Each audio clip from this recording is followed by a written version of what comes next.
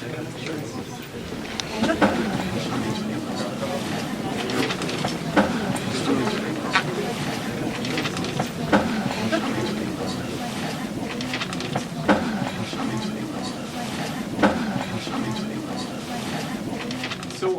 first of all, I want to welcome you all to today's seminar entitled Journalism in Conflict Zones. I'd like to give a warm and heartfelt welcome and thanks to Global Post's Philip Balboni for agreeing to take part from Boston today.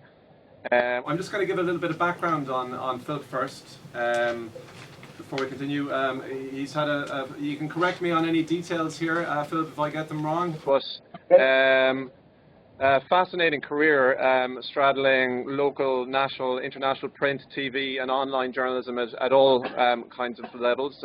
Started as a reporter in the Richmond Times-Dispatch. I'm not sure, how long ago was that, Philip?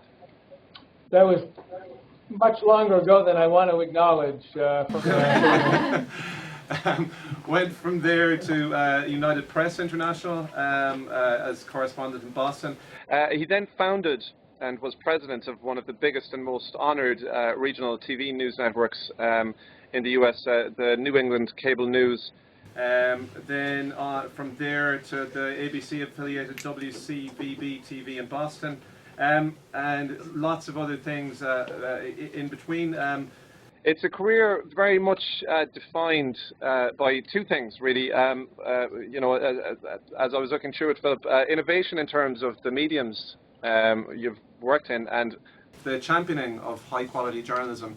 Again, whether that's pioneering 24-hour news, conceptualizing and launching the Chronicle news program. It's one of the most successful long-running local news TV programs in the US, to relaunching in digital media with the Global Post. Again, the platforms, the formats have adapted, but that commitment to kind of quality journalism has stayed the same. Again, awards won by teams led by Philip Emmys, the George Foster Peabody Awards, Alfred DuPont's Columbia University Award, Edward R. Murrow Awards, Walter Cronkite Awards, should I say. And then took the plunge into online media, co-founding Global Post in 2009. And the Global Post, I'm not sure how many of you are familiar with it, but it focuses on world news coverage. Particularly excelled in the coverage of Libya in 2011 and the fall of Gaddafi, abuse of priests in Paraguay, workers' rights abuses in Cambodia. I was just glancing at the site today, and there's really great stories: Mexican drug cartels, search and rescue cutbacks in Tunisia, the impact of militias stealing ambulances in Yemen, and a certain gay marriage referendum, marriage equality referendum coming up in Ireland. So there's a terrific scope and spread to the stories. It's a genuinely kind of global outlook. 75 strong team, reaches 5 million people a month. Again, quality journalism is to the front and centre of everything Philip has been involved with. But there have been setbacks, and it's one of those that we're going to be focusing on a bit today, and that was the loss of one of the Post's, the Global Post reporter, James Foley, in Syria last year. Now, Jim was captured by ISIS in Syria in late 2012 and was murdered by the group in August, or was it August of last year? Yeah.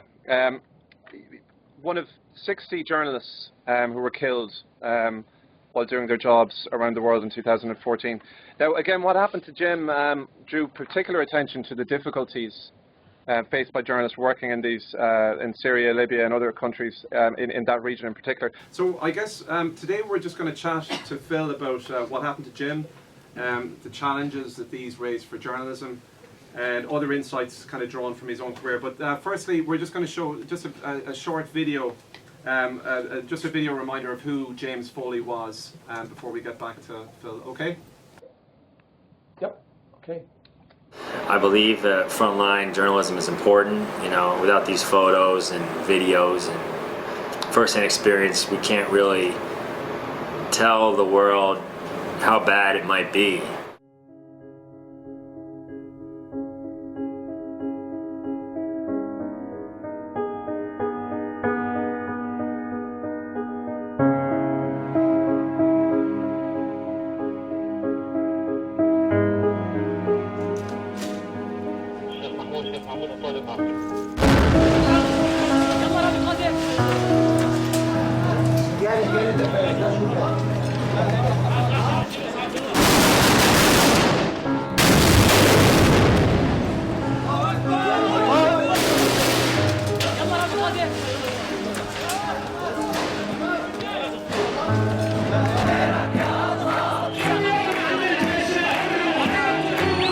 There does seem to be a strong sense that they won't give up the fight, and that there are in this city of 1 million people, a force of young fighting men. Although unorganized, there's plenty of will to fight and to hold out here. There was a group of young teenagers around a car, and they said, Gaddafi forces are 300 meters away. I didn't want to be the guy that said, let's turn around. I didn't want to do that. There's always that allure for some people of combat. There's always that sort of high of being close to combat and then being able to come back and tell that story.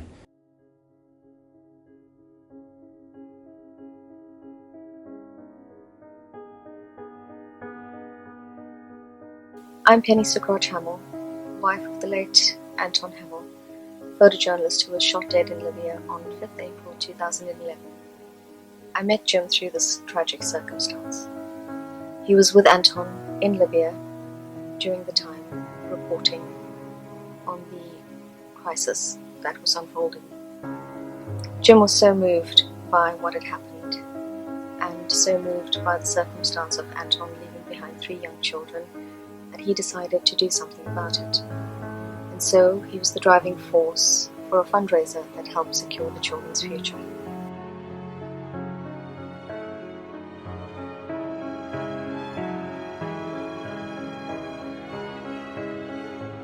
And I said, Jimmy, why? Why would you want to do this? And he said, Dad, I've found my passion. I found what I really want to do. I want to tell the story of people fighting for their lives to make their world better. He had the same idea of bearing witness, that you're in this corner of the world where there's terrible human suffering. You know, there's a government that wants to hide it from the world, but you're going to bring it to light. You're going to show it through words and images, and I really admired his passion and completely understand why, you know, he did what he did. And before he went back out again, did you try and talk him out of it, Michael? No, absolutely not. I know him too well. We joked about burning his passport, but you know, he just would have had another one. It's really his calling, and I think he was quite good at it. You know, it's our job. You know, I've been covering conflicts since Iraq in 2008.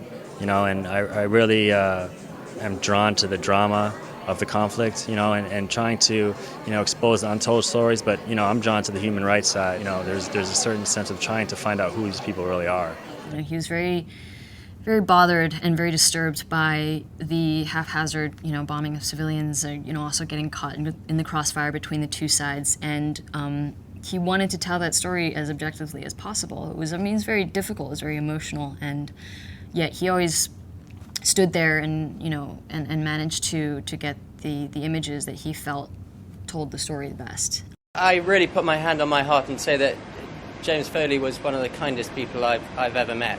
A deeply compassionate, principled man, a man of great courage, and an incredibly generous man. And he was wonderful to work alongside. He was also immensely brave.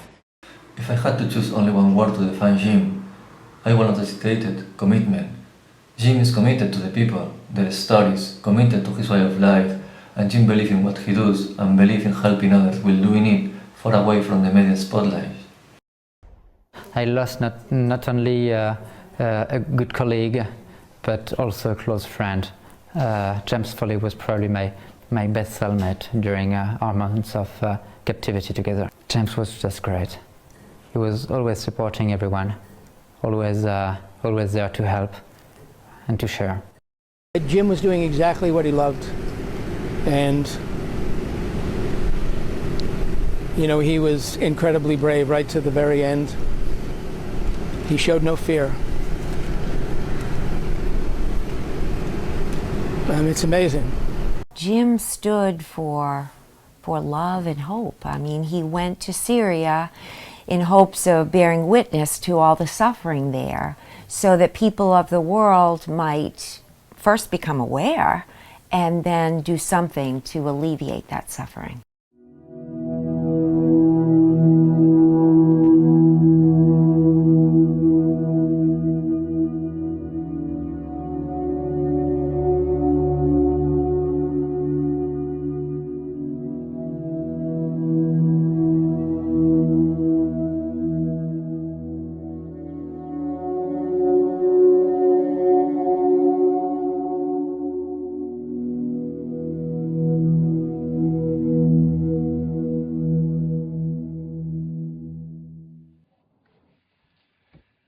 Right. Okay, so Phil, I'm not sure if you could see the video there, but I know you're very familiar with that piece. Yeah, I've seen it, Colonel. Yeah. Again, I'm just going to be teeing Phil up with some questions, but anything you want to ask him, just raise your hand, and the people on the outline corners there, you might have to just come into the microphone bit. So I suppose just to start off with, Philip, just talk to me about the relationship between the Post and Jim. You know, he obviously wasn't somebody who was in the office very much in Boston, or perhaps he was. Well, Jim started working for us in 2010 in Afghanistan. When we began in 2009, we didn't feel we were ready to take on conflict reporting. You know, the dangers involved and the expense. But by 2010, we felt more confident, and the war in Iraq was still raging, and Afghanistan was as well. Jim had found his way from Iraq to Afghanistan, and we had connected.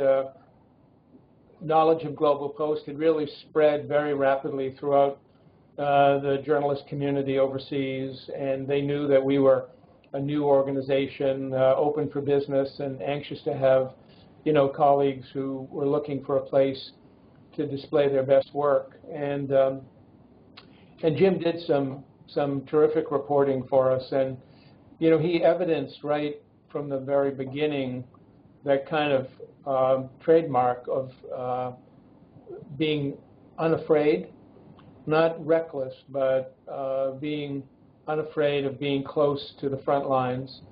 He did a piece with an American unit out in one of the provinces.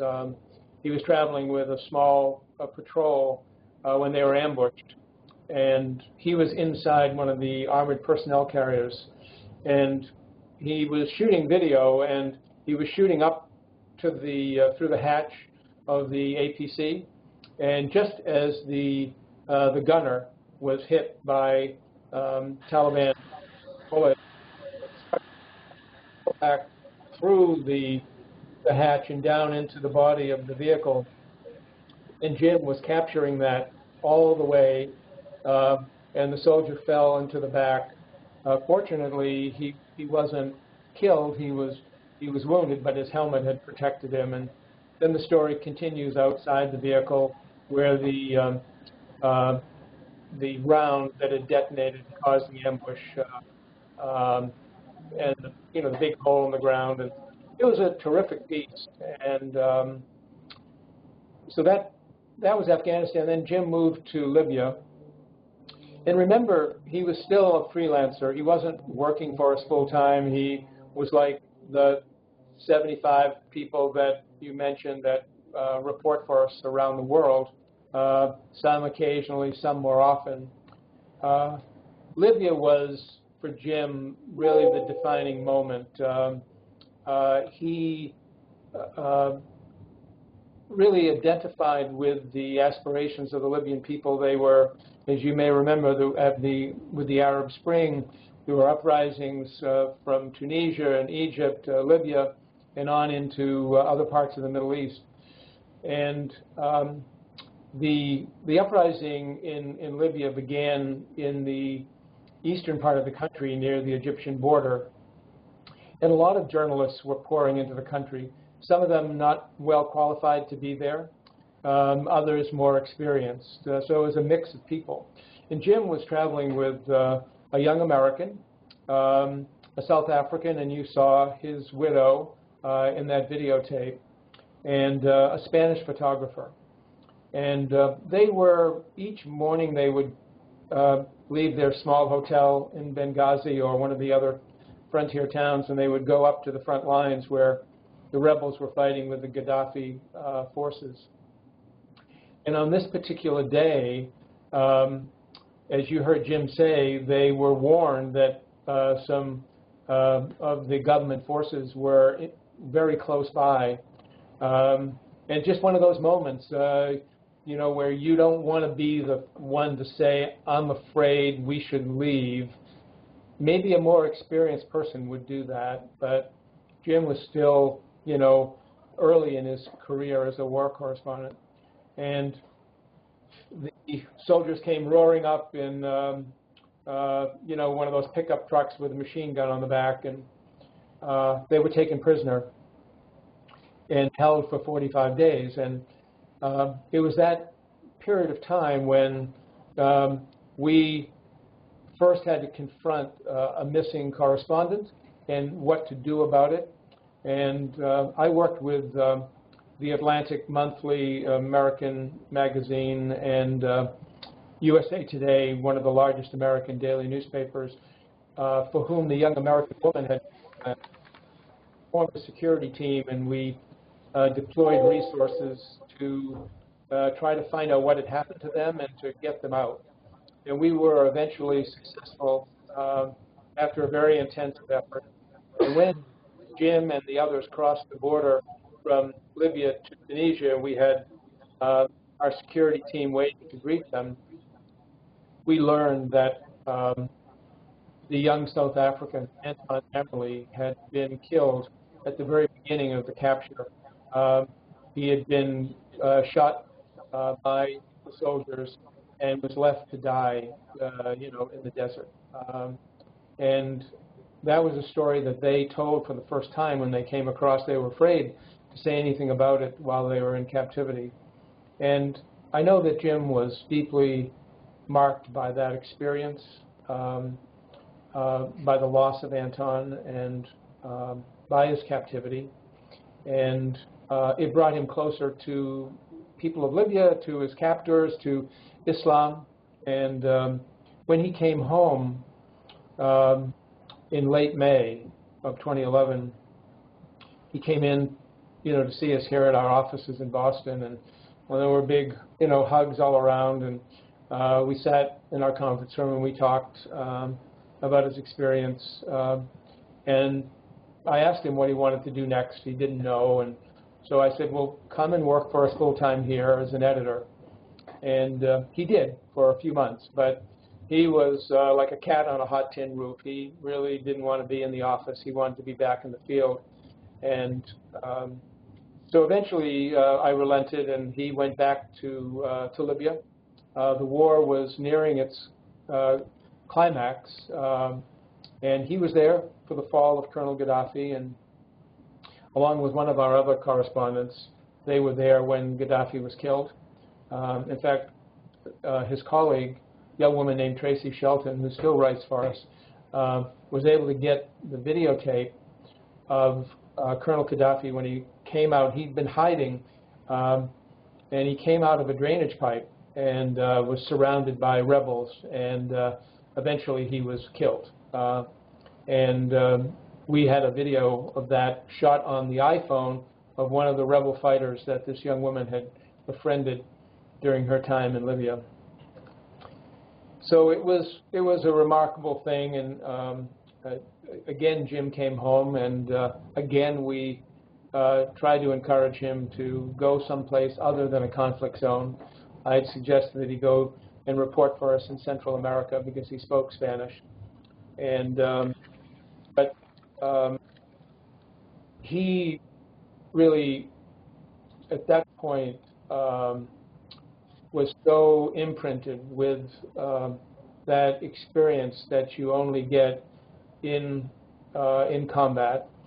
You heard him talk about it a little bit on that videotape about, you know, going up to the front lines and the adrenaline rush and coming back, and I understood that because I was in the Vietnam War as a U.S. Army lieutenant, and so I respected him for what he wanted to do, and because that's such an important part of journalism, especially today. But I couldn't, in good conscience, assign him back to Syria. So we kind of just left it that he was going to do his own thing, and he found his way to Syria. And while we weren't working with him exclusively, we were taking his work. And so on the morning of November 24th, 2012, it was a Saturday morning, 2 days after our big Thanksgiving holiday. I was sitting in my home in Cambridge, Massachusetts, and I got an email from a young woman who's in that tape, Nicole Tung, who is also a freelance reporter. She was in Turkey and Antakya, which is one of the border towns. She'd been waiting for Jim to come across. And her email to me just said, Jim was supposed to have arrived 2 days ago and he hasn't showed up. I'm worried. And that began, an almost 2-year saga, ordeal, I don't know what the right word would be, but our search for Jim, which spanned all that length of time, and which cost, in the end, millions of dollars, and tragically did not succeed. I've talked about this a lot over this almost 2-year period, and since there are a lot of documentaries that are being done on not only Jim's death but the other hostages, both in the United States and in other parts of the world, and I participated. So I could go on and on and on. I know that I shouldn't, so I'm going to pause here and let you ask whatever questions you want about either the search or about the issue of reporting from a war zone, or about Jim personally, whatever interests you. Sure. Just to go back to the search, so Phil, at what point, at what point, were you confident throughout that you'd be able to bring Jim back on this occasion, or at what point were you? Because this was before we all had this awareness of ISIS, and but it was, nothing like this had happened in that particular region. I think so.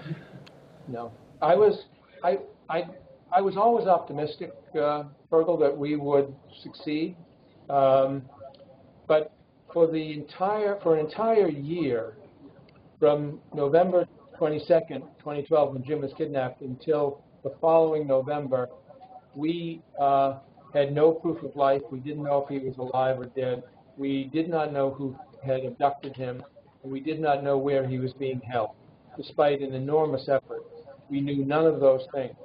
And then, by a lucky break, in November of 2013, the father of a young Belgian jihadist named Jajon Bonting sent an email through the Free Foley website.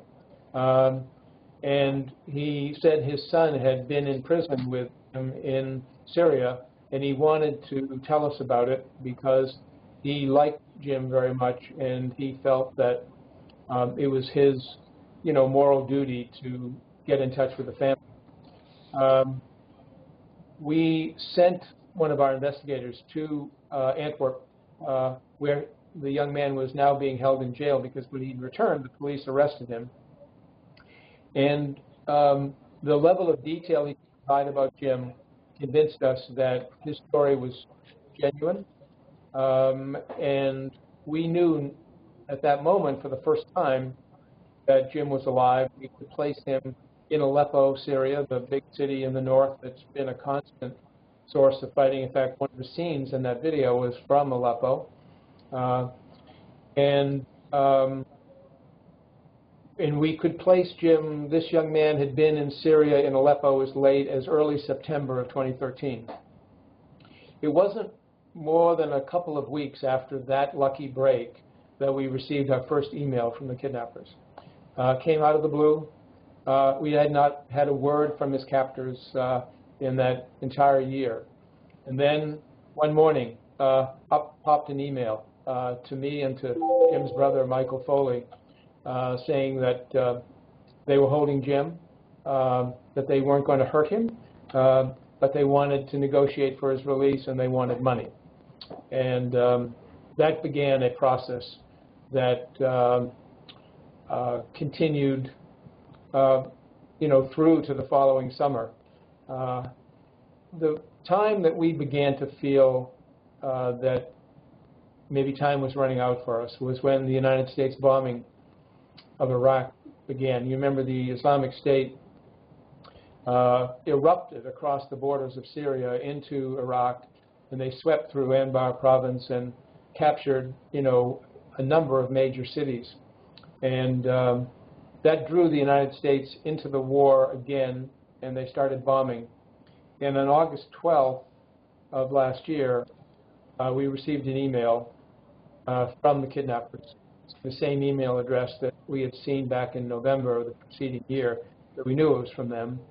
And it railed against the United States and the bombing, and at the end, they said they would execute Jim in retaliation for the bombing. We hoped that it was a bluff, that they were still going to negotiate for money, because they had freed 15 European hostages, all journalists. You saw 2 of them in that video, one Spaniard, one French. But what we learned is that usually when the Islamic State makes a threat, they intend to carry it out. And exactly 1 week later, they posted that horrible video of Jim's beheading. Tell me about the first time that you kind of got that confirmation that, of his death. Where were you, or was it at work, or? I was sitting right exactly where I am now in my office at our headquarters in Boston, looking at this computer screen that I'm looking out to see all of you, and something broke on Twitter. Some member of my staff said there's something on Twitter about Jim, and so I went, I looked up the Twitter feed. After there was an image posted on Twitter of Jim in the now famous orange jumpsuit, and then there was the video, and I watched it. It was awful to watch, as you can imagine, and I was almost in a state of shock for a few minutes, trying to absorb the impact of his loss, the way it happened, what the implications might be for us, for our staff, for the family. I would say it was one of the most awful moments in a 48-year career in journalism. And it's a reminder that no matter what you may have seen in life, there are still, new lessons to be learned and new things to be experienced. It's not one I hope to ever have to experience again, of course. And what were the implications in terms of your organization in the immediate aftermath of that? Did you guys, had you had correspondence in the region in this period or leading up to it? Were you still using content from there? Like, what actions did the Global Post take? The young woman that I mentioned who was with Jim in Libya, Tracy Shelton, had been in and out of Syria a number of times, and she did make some trips into Syria after Jim's abduction. But at some point, I don't remember exactly what the date was, we no longer allowed anyone to go into Syria. And we wouldn't take reporting from anyone who was there, who approached us. It was simply too dangerous. But something you said few minutes ago is quite true, that the Islamic State was not on anybody's radar screen when Jim was kidnapped, nor did the kidnappers ever identify themselves as the Islamic State. They never identified themselves as anything. And it really wasn't until well into 2013 and certainly by 2014 that the Islamic State, ISIS, ISIL, known by all those names, became very well known, and the threat of journalist kidnappings had escalated through 2013, and it was clear that it had become a deliberate strategy by this group to basically to have power and have something to trade with, and of course ultimately to use to raise money. And in terms of, like you mentioned, that it's a deliberate strategy. So, like, how do media organizations, in the light of your experience, like, how do they respond to this strategy? Because presumably, if journalists stop going to those areas, that's an outcome that maybe ISIS wants to some degree to control the flow of information. So, given that this strategy of targeting journalists exists, like, how do media organizations respond to this? Media organizations like you guys that take content from these areas. Well, there's a lot of interrelated issues there. One is making sure that you do a proper risk assessment before any correspondent goes into a conflict area. And there's a lot of ways to do that. We have a service now that we didn't have it at the time, but we do now, where it's a kind of an international intelligence agency, private, not government, that does threat assessments in 180 different countries. And we can go to a password-protected web portal, and we can look at the latest reports from any country and what's happening there, what the level of threat assessment is. And then we can work with some of their analysts to drill down and get even more detailed information. The next thing is the way things have gone with international reporting, and this kind of relates to the start of the post, why I started it, but because international reporting has declined so much over the last 15 or 20 years, particularly in the United States, but it's certainly true in other places as well, that we wanted to create a new vehicle that is dedicated solely to international reporting, but we used mostly freelancers. Now we have a lot of full-time, what we call senior correspondents, that are freelancers. Standards got frankly sloppy for a lot of news organizations. There were a lot of young people who were wandering around the world wanting to do reporting. It was an inexpensive way for even well-established news organizations to take advantage of story pitches, and some people found their way to conflict areas. Even though they were not trained to deal with that, they had no experience in those areas, and this led to abuses. Abuses of the freelancers themselves, being taken advantage of, being paid very little money, and being exposed to a lot of danger. and young people themselves not properly assessing the risk to them. And this really all came to a head in Syria with Jim's kidnapping, Stephen Sotloff, who was also a journalist, and Jim's traveling companion, John Cantley, who's a British citizen, is the only living hostage from that period. John is still a captive of Islamic State. He's been forced to participate in propaganda videos for them, and which you can find online. And so John is still there. Not much is known about what their intentions are. I stay in touch with his family in England, but these incidents focus the attention of journalism throughout the world on having better standards and practices around the use of freelancers, and those have been actually codified by the Committee to Protect Journalists, and you can find those standards on the CPJ website.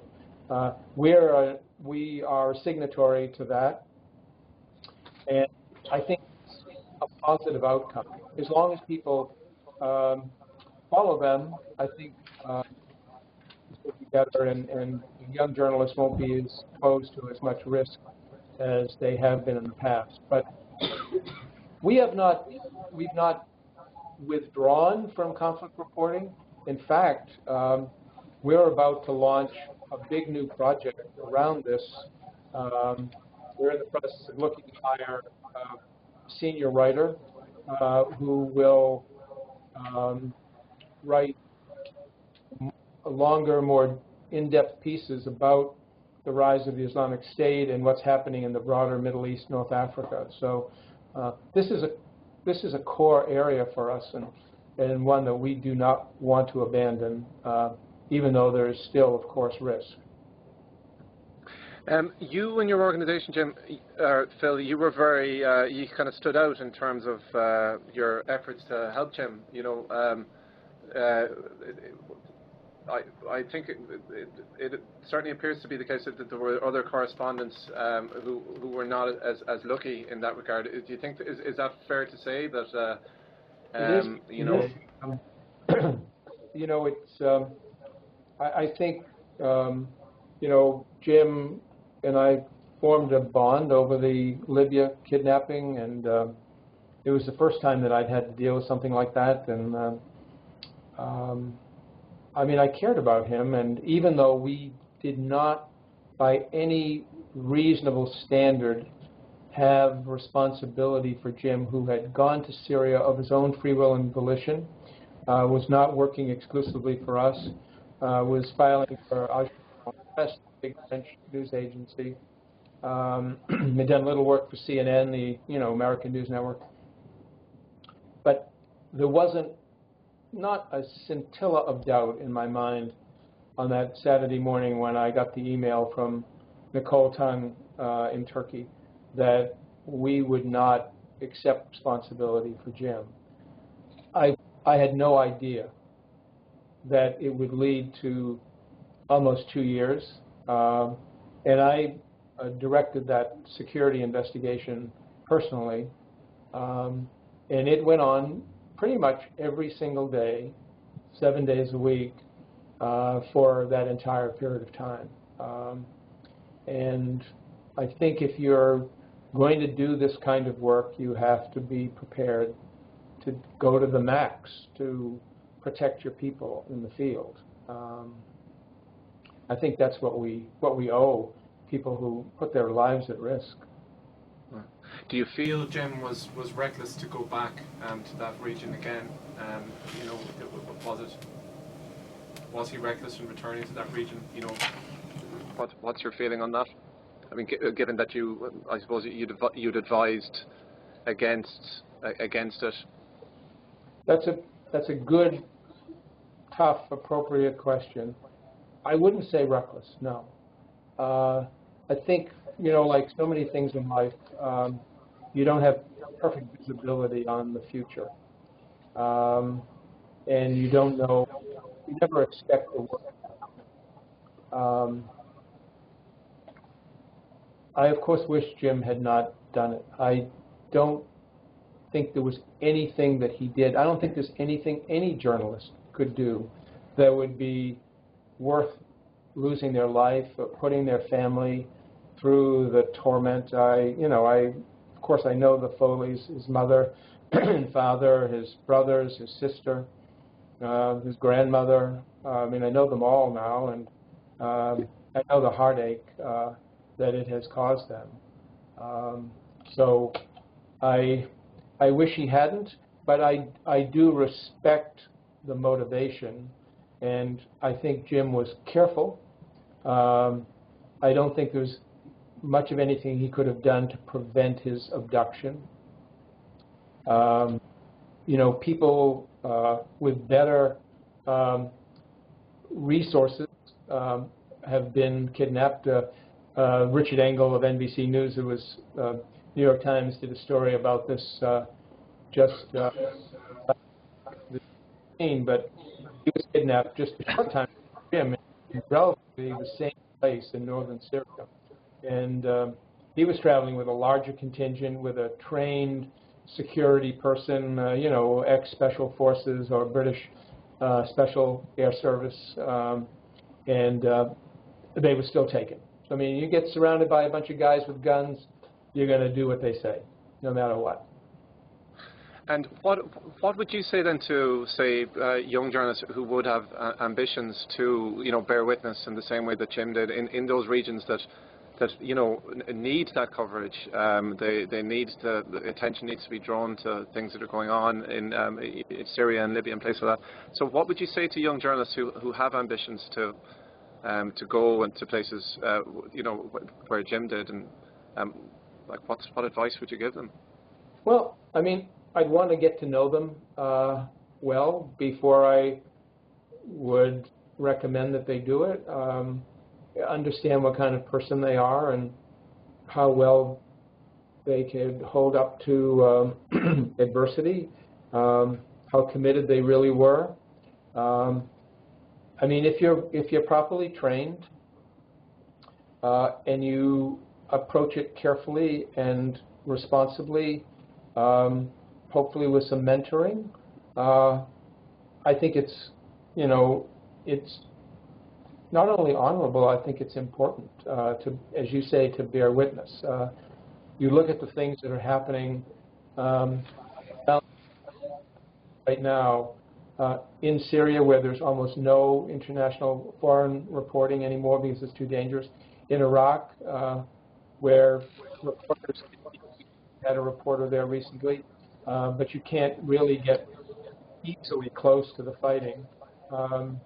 In Yemen, where you know, nearly 1,000 people have died just in the last few weeks.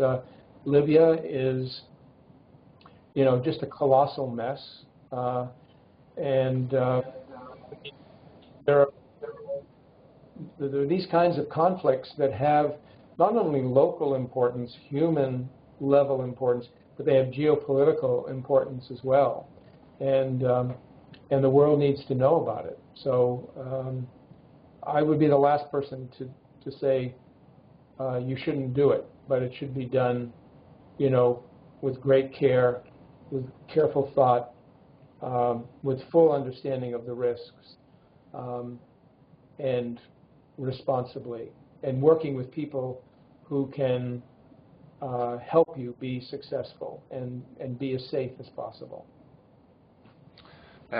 When you think about Jim now today, what's your main memory of him? It's not an easy question to to answer. You know, Jim was a lovely guy. He was, you know, very down to earth, but he was deep. You know, he loved literature, poetry, and was interested in religion, and loved people. He was a real people person. He'll always be a real presence in my life, but it's, you know, it's a lot of complicated emotions. It's not easy to peel back all the layers. I think I'll be doing that for a long time. Thanks. I'd like to put it to the floor if does anybody have any. Sorry, James. You can speak up, James. I was just interested to know what role did the U.S. government play in attempting to free Jim Foley? Yeah, not much. Is the honest God. This was a major disappointment, and is a big factor in some of the evaluations that are still being done about how to deal with these situations. President Obama has ordered a review of U.S. hostage policy, which is still ongoing. But I'm disappointed with what the government did. The Foley family has been outspoken on this question. They've criticized the government strongly for not doing more. In the case of the European hostages, the governments of France, Spain, Italy, Germany, Denmark, all actively participated, to the best of my knowledge, in the negotiations for the release of their captives, and may have probably did pay some or all of the ransom. And in the case of Britain and the United States, there was no active involvement by either government, and I think that it was clearly a mistake. I don't know if I'm not hopeful that the policy will change, but we'll see. You would have paid. The feeling was from you, I think, and the James family that they would have, that it was to pay a ransom would have been appropriate. It was the family's decision, and the ransom demand was made to the family, not to Global Post, and I mean, our kind of official policy had been that we would not pay a ransom. This is something that is commonplace because, again, the conventional wisdom is you don't want to encourage kidnappings by announcing that you're going to pay a ransom. These things are best done quietly, secretly, and in this particular case, though we did not reveal any of the details of the kidnappers' emails or any of the negotiations at all, at any time. The family clearly was prepared to pay a ransom, had it so indicated to the kidnappers, but they did not have the money. They were trying to raise it, but they had not gotten even close to the amount necessary. Jim, can I ask you, are you now dependent totally on people in Syria, like citizen journalists giving you footage of what's going on, or I know that's not satisfactory either, but how does it work for you now? Well, yes, we have not had a reporter in Syria for a year and a half or more, 18 months probably. So the best you can do is report from the edges, from Beirut, where we have our Middle East editor, from the Turkish border, where there are still many journalists,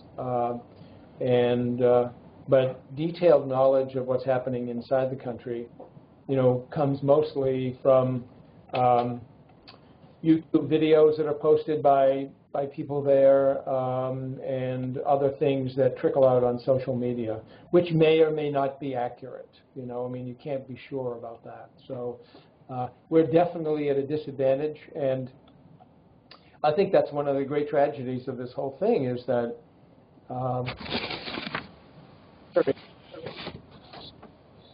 immense. And I know you're familiar with the statistics about the number of displaced people in Syria. Probably 30 to 40% of the entire population of the country is either fled to the bordering countries, or they are internally displaced. And I mean, if you apply that to Ireland or the United States or any other country, and you think about the scale of tragedy this represents for the country, it's incredible. And then there's the physical destruction of the cities. Aleppo, which was a great historical city, great artifacts and buildings of huge historical significance that have been left. It will take decades to be put back together. And yet there's no apparent hope that the Islamic State is going to be able to be rolled back or eliminated anytime soon. This could be a long-term blight on the Middle East. What do you think it would take internationally to get the international response that's needed? I mean, America are very hesitant, you can see for so many reasons, but how bad do you think it will get before there is? I think what's happening in Iraq right now could be decisive to the answering your question.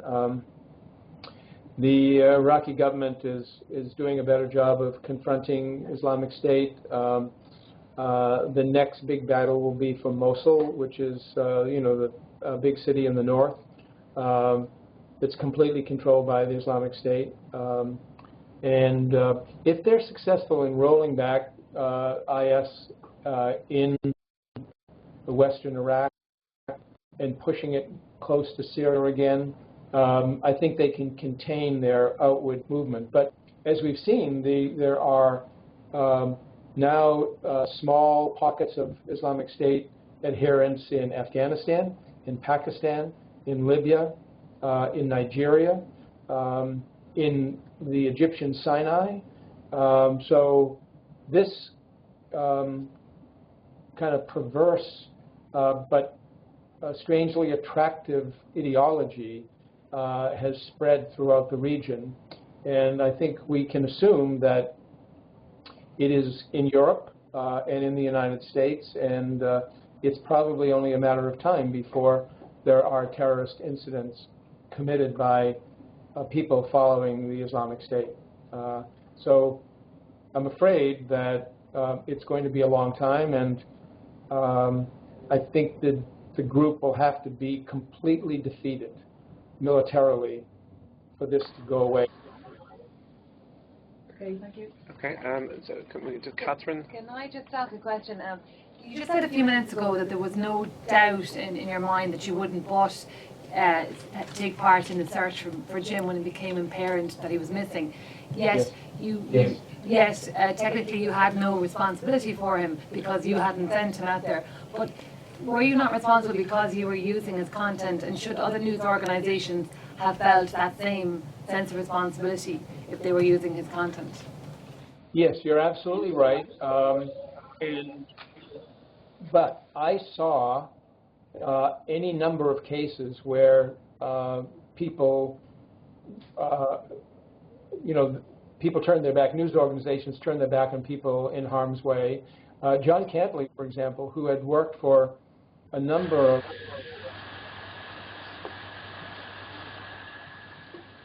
of, but no British news organization took responsibility for John Cantley.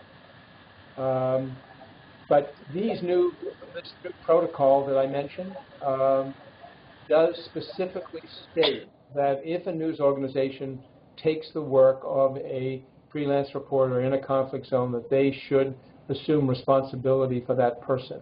I mean, maybe there's some period of time, if you took a story, in January of one year and you never took another, and something happened to that person 12 months later, these things become a little bit more difficult to adjudicate, if you will. But the clear principle is, if you use the work, you are responsible. But these were just drafted within the last several months.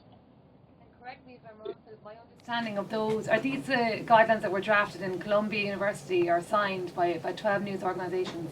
Are you referring to the same ones? So they would really, it was the Committee to Protect Journalists, which is not part of Columbia, that was the kind of the organized, but there was a number of people that worked on this, and so you can find it in a variety of places, but it is the definitive kind of protocol for this.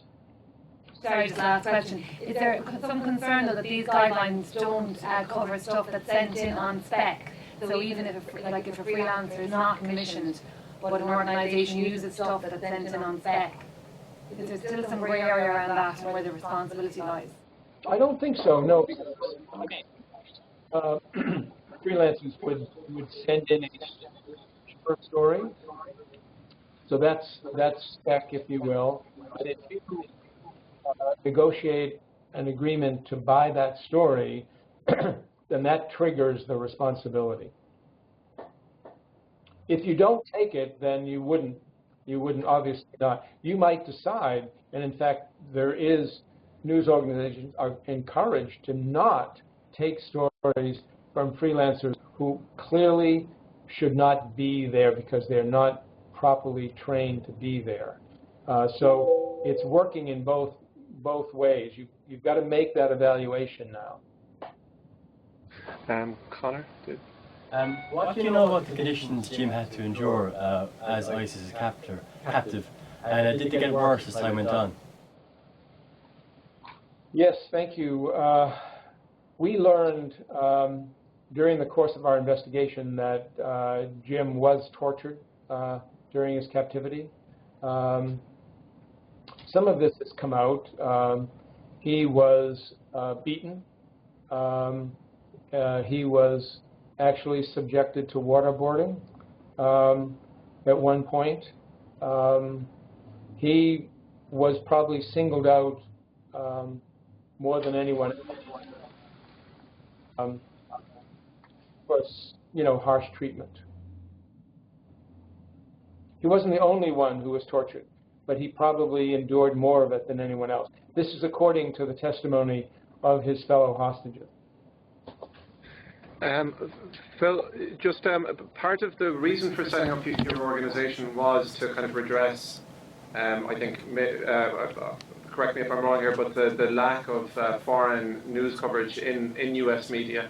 Are you worried that the impact of what's happened to Jim and other journalists is going to lead to a kind of a shrinkage in that area again? Or, what's your feeling on that? I don't think so. I mean, it's been interesting, Fergal.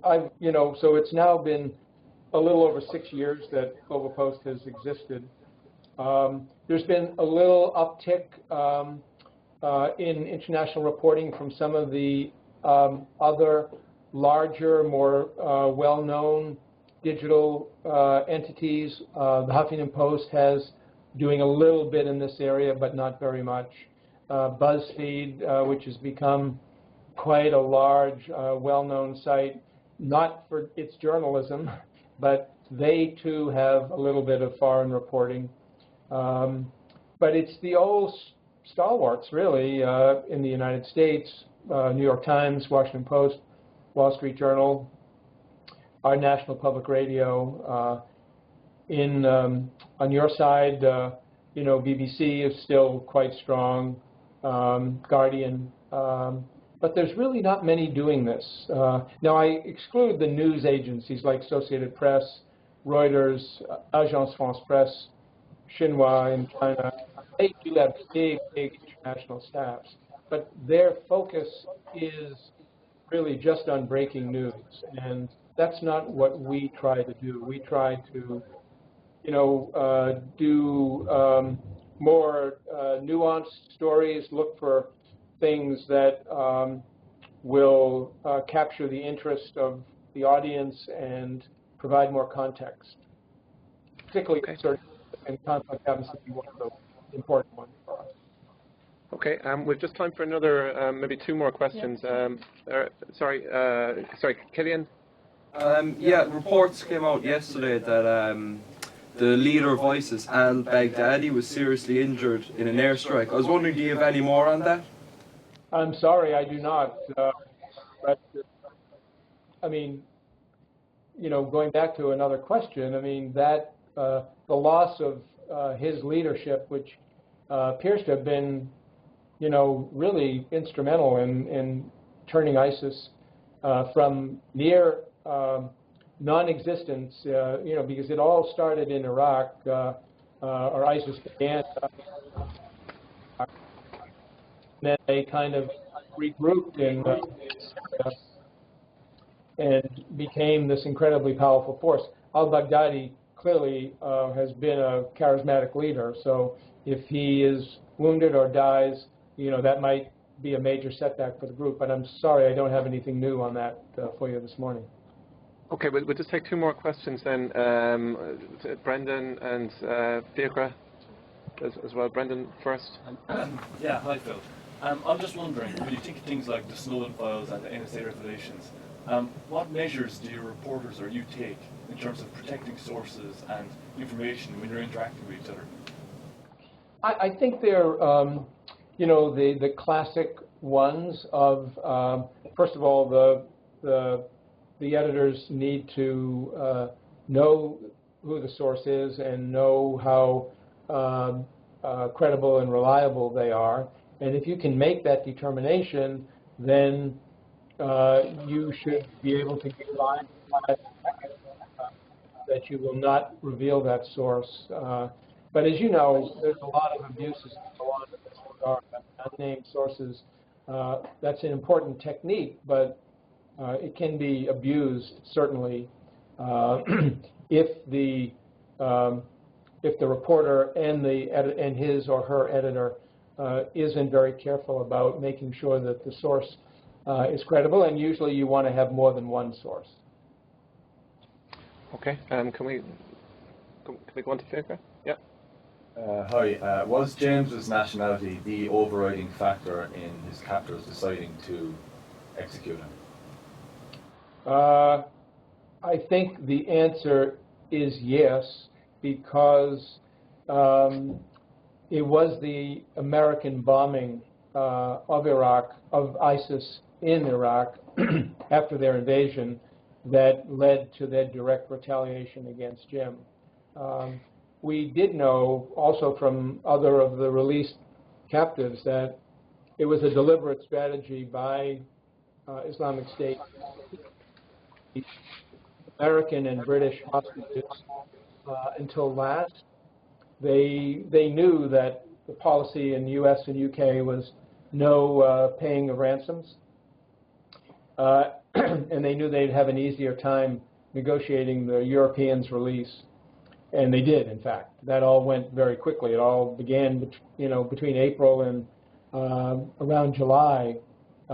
15 were released. So the thing that we will never know is whether or not, in the absence of the U.S. bombing, whether Islamic State would have continued the negotiation and whether we would have been able to free Jim. That was our hope.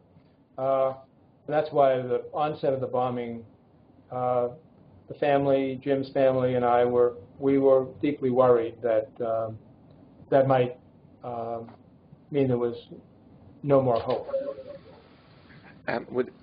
We'll just have one more question. Norca, did you have one more question? Yeah, sorry. You said you took certain measures to try and get Jim when he was first captured in Libya, and to try and get him, obviously, with ISIS, and these cost, at one point I think you said like upwards of billions. What were these measures?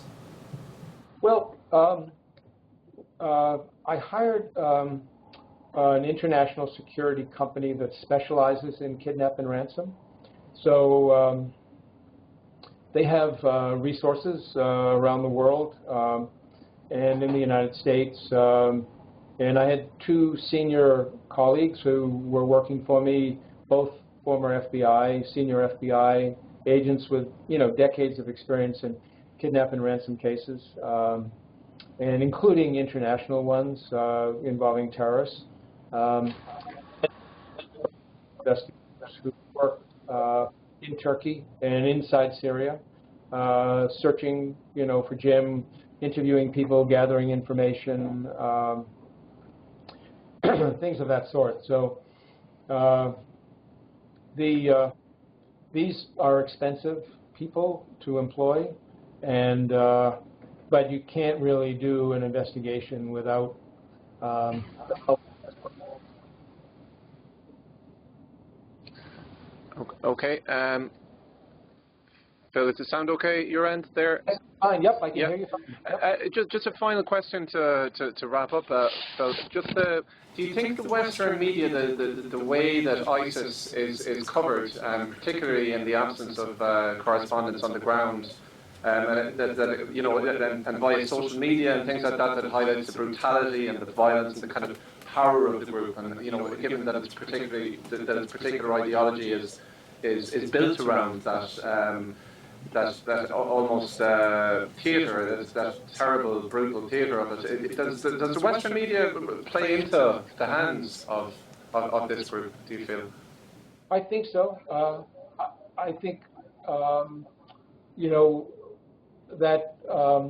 that day, that August 19th, when Jim was killed and the video was released, it played over and over and over again on United States television, and as did the following ones. And I think that was a great disservice, because maybe we didn't fully understand what ISIS was all about, but they were using this violence to recruit.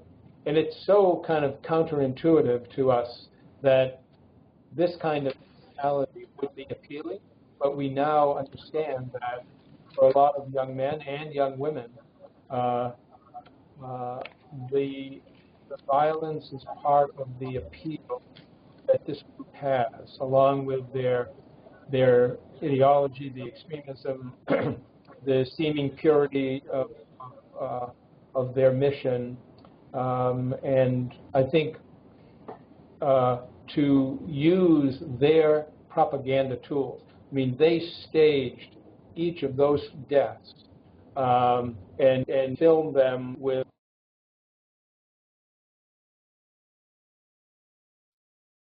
it was a horrible production, but it was serving their own ends, and we shouldn't play into that. We need to learn from this. And how can media learn from it? What different practices do you think Western media? Can you see a realistic way that maybe that media could play into the hands less? Should there be more guidelines in terms of what's shown and what's not shown, or does that? Would you have any particular suggestions in that regard? Well, ultimately, as you know, it's going to be up to the individual decision of each news organization how they do it, and there'll be responsible and irresponsible ones. So you could have guidelines, but I don't know they would be very effective. We just have to try to set an example. The people who want to do it right have to set an example, and of course, people should make their feelings known in whatever forum possible, particularly on social media. A backlash against somebody that is clearly doing something for sensationalist reasons, on Twitter or Facebook will be paid attention to. And so I think people have more power today than ever before because of these distributed social media networks. Okay, I'm going to wrap it up there. Phil, I just wanted to say thanks ever so much for your time today. It was a genuinely fascinating insight into a hugely important and like a painful story, and to thank you for your time today, and just a round of applause.